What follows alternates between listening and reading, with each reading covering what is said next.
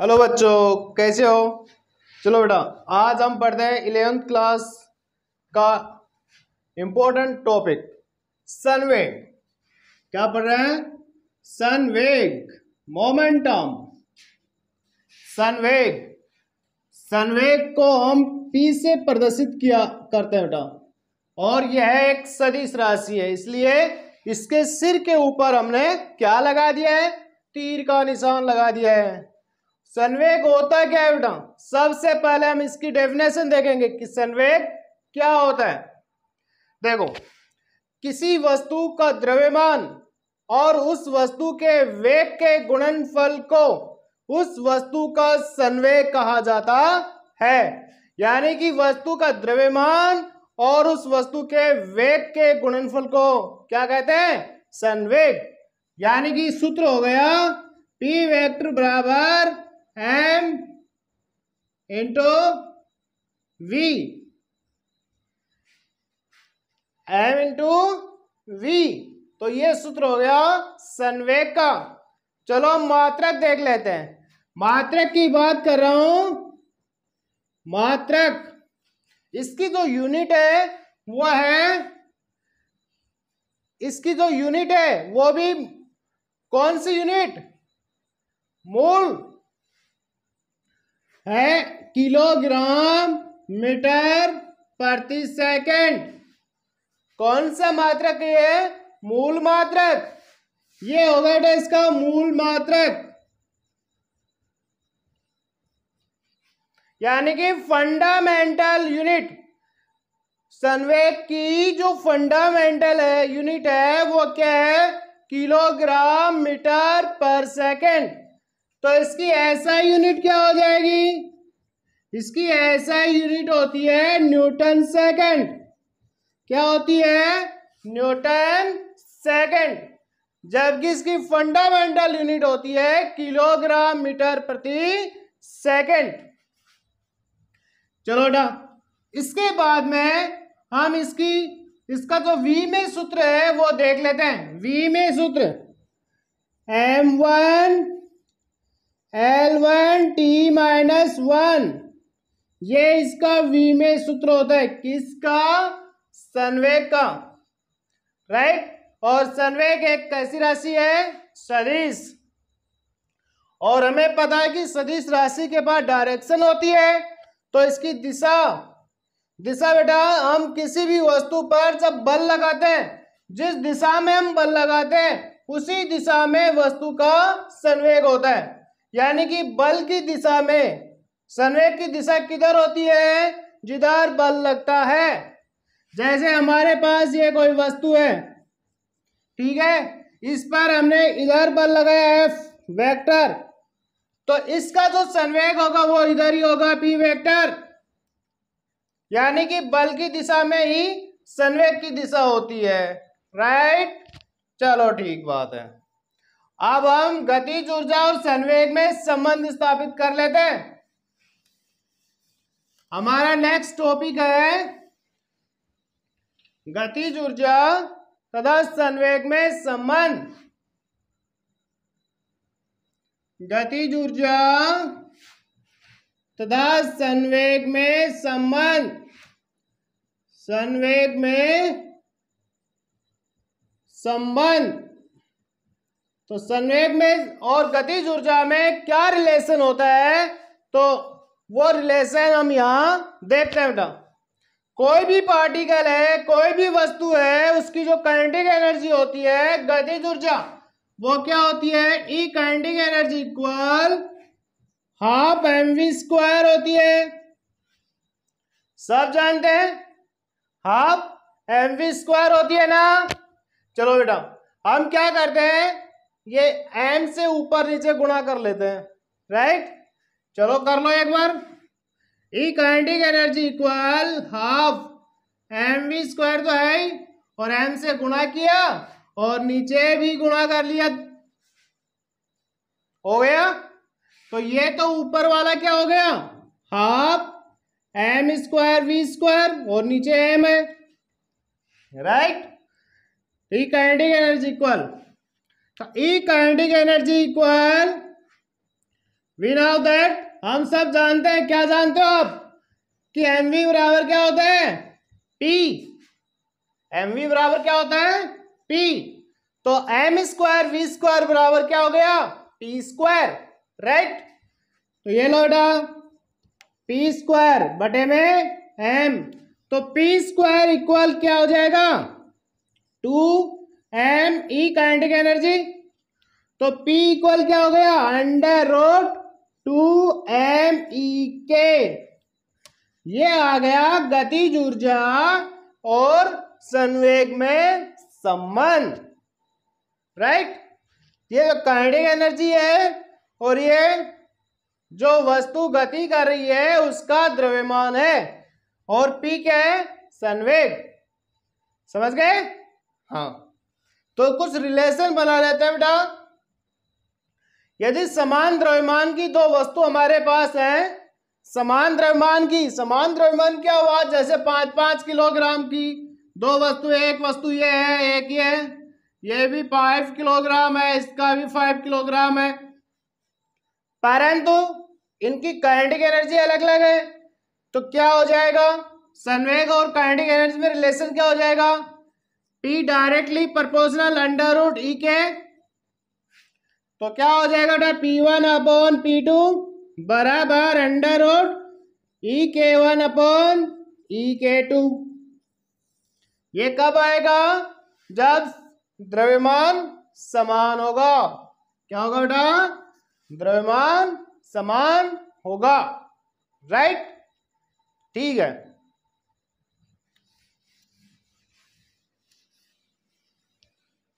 अगर मान लो कोई वस्तु हमारे पास है और वो वस्तु आवेशित है, चार्ज है, क्या वो वस्तु चार्ज आवेशित है, तब क्या होगा? उसका संवेग और गतिज ऊर्जा में संबंध। अगर वस्तु आवेशित है, यदि वस्तु आवेशित है यानी कि चार्ज है, तब क्या हो जाएगा? P, काइनेटिक एनर्जी किसके बराबर हो जाएगी? QV के। किसके इक्वल हो जाएगी? QV। Q क्या है? Q है चार्ज। जो बॉडी है, अपनी वस्तु है, उस वस्तु के ऊपर चार्ज है। V क्या है? पोटेंशियल यानी कि विभव। V क्या है? विभव। तो संवेग क्या हो गया बेटा? तो संवेग हो गया अपना P equal under root 2m QV। P बराबर आ गया अंडर रूट 2m QV।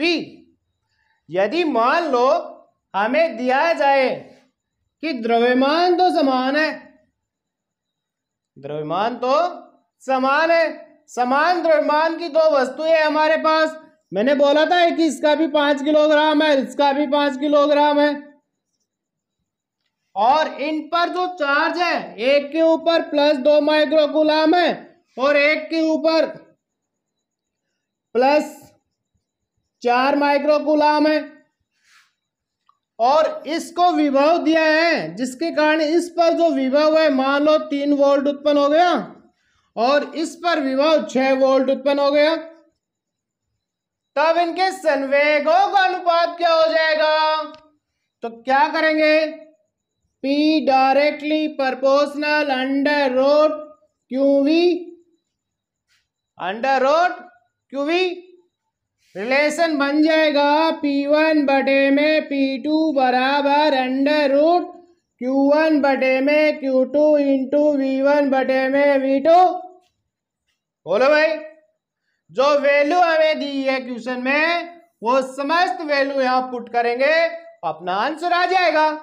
देखो मैं पुट कर रहा हूं P1 बटे में P2 बराबर under root Q1 2 Q2 4 into V1 3 V2 6।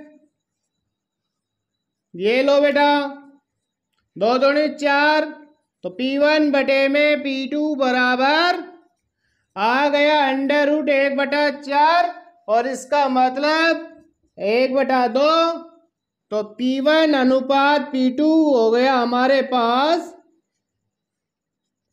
1/2।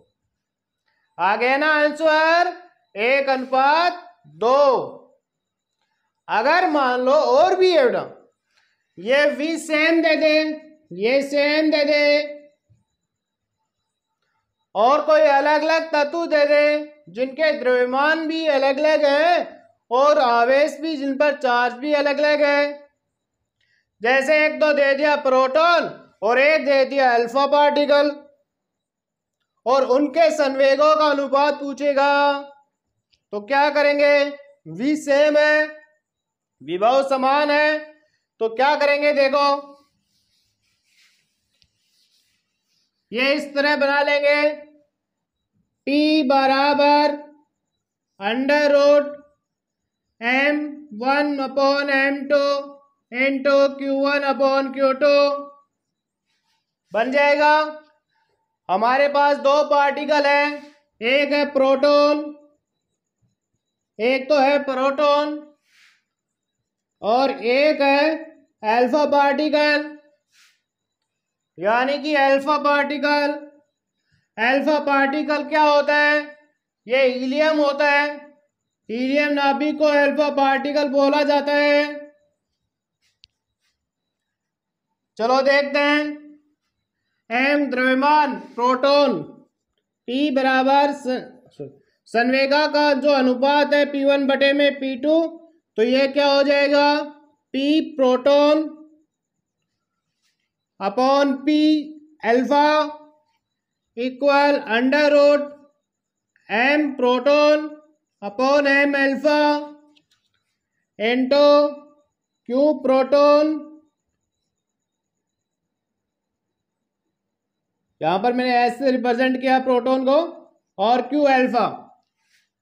हम सब जानते हैं अल्फा पार्टिकल का जो मास है प्रोटॉन का 4 गुना होता है, यानी कि हीलियम 4, प्रोटॉन 1 है, तो क्या हो जाएगा?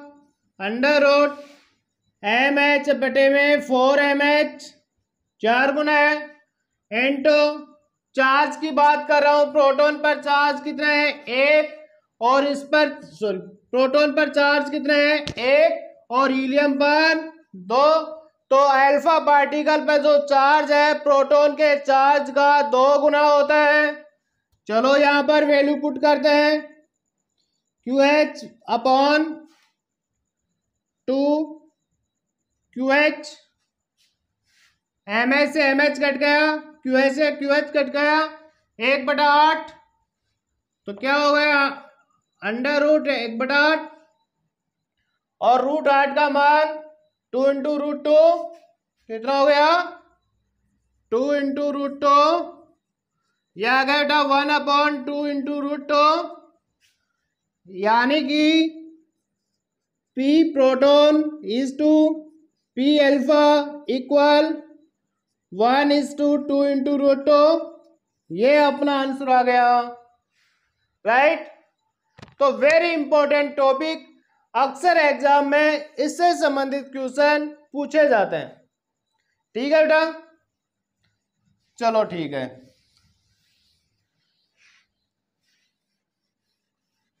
आप जब कल हम पढ़ेंगे, चलो आगे पढ़ते हैं। संवेग संरक्षण का नियम, संवेग संरक्षण का नियम, संवेग संरक्षण का नियम, कंजर्वेशन लॉ ऑफ मोमेंटम, संवेग संरक्षण का नियम। संवेग संरक्षण का नियम क्या है बेटा? ध्यान दीजिएगा। जैसे न्यूटन की गति का दूसरा नियम हम जानते हैं, क्या होता है? F बराबर dp/dt, F बराबर dp/dt, यानी कि किसी वस्तु के संवेग में परिवर्तन की दर किसके इक्वल होती है? उस वस्तु पर लगे बाह्य बल के इक्वल होती है। मान लो यदि बाह्य बल F 0 हो जाए, F क्या हो जाए 0, यानी कि वस्तु पर बाह्य बल लगे नहीं। यदि F 0 हो जाए तो क्या होगा, dp बटे में dt बराबर 0। dp बटा dt बराबर क्या हुआ 0। और हमें पता है कि किसका अवकलन शून्य होता है। हम जानते हैं कि जो नियत राशियां होती है, नियतांक होते हैं, उन नियतांकों का अवकलन 0 होता है। कितना होता है 0। तो नियतांकों का जो अवकलन है वो 0 होता है। इसलिए P बराबर क्या हो गया हमारे पास, नियत कांस्टेंट हो गया बेटा। इसे ही कहते हैं संवेग संरक्षण का नियम। जैसे हमारे पास कोई निकाय है और उस निकाय में 2 पार्टिकल हैं। कितने पार्टिकल हैं, 2 पार्टिकल हैं। देखो बेटा ध्यान से, हमारे पास 2 पार्टिकल हैं, एक निकाय एक सिस्टम है। और इस निकाय में मेरे पास 2 पार्टिकल है, एक ये रहा और एक ये रहा। इस पार्टिकल का द्रव्यमान m1 है, इसका द्रव्यमान m2 है। तो इस पर जो बल लगेगा वो F1 है और इस पर जो बल लगेगा वो F2 है, जिसके कारण इसका जो वेग है वो v1 हो जाएगा और इसका वेग v2 हो जाएगा। जब वेग उत्पन्न हो जाएगा तो संवेग भी उत्पन्न हो जाएगा। और तो क्या हो जाएगा, तो इसका संवेग p1 है तो इसका संवेग p2 हो जाएगा, राइट। तो निकाय पर जो कुल बल है, निकाय का कुल बल, टोटल फोर्स कितना होगा, F total equal F1 plus F2। बोलो बेटा, F1 प्लस F2 इक्वल, तो ये F1 क्या हो जाएगा, dp1 upon dt plus F2 क्या हो जाएगा, dp2 अपॉन dt। गति के दूसरे नियम से, राइट। और मान लो कि ये टोटल जो फोर्स है वो क्या हो जाए बेटा, शून्य। यदि निकाय पर कुल बाह्य बल 0 हो जाए, यदि निकाय पर कुल बल 0 हो, तब 0 बराबर dp1 बटे dt प्लस dp2 बटे में dt। बोलो भाई। तो बेटा ये क्या हो गए दोनों, तो p1 प्लस p2 बराबर नियतांक। ये तो है संवेग संरक्षण का नियम। यानी कि किसी निकाय पर लगने वाला कुल बाह्य बल 0 हो, तब उस निकाय में उपस्थित कणों का संवेग सदैव नियत रहता है। यही है संवेग संरक्षण का नियम।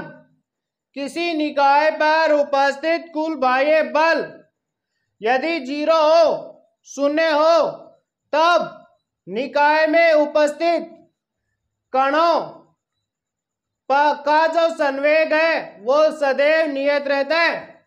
ये रहा बेटा p1 प्लस p2 इक्वल नियतांक। इसे ही कहते हैं संवेग संरक्षण का नियम। कल हम पढ़ेंगे रॉकेट नोजल। ठीक है बेटा, ओके।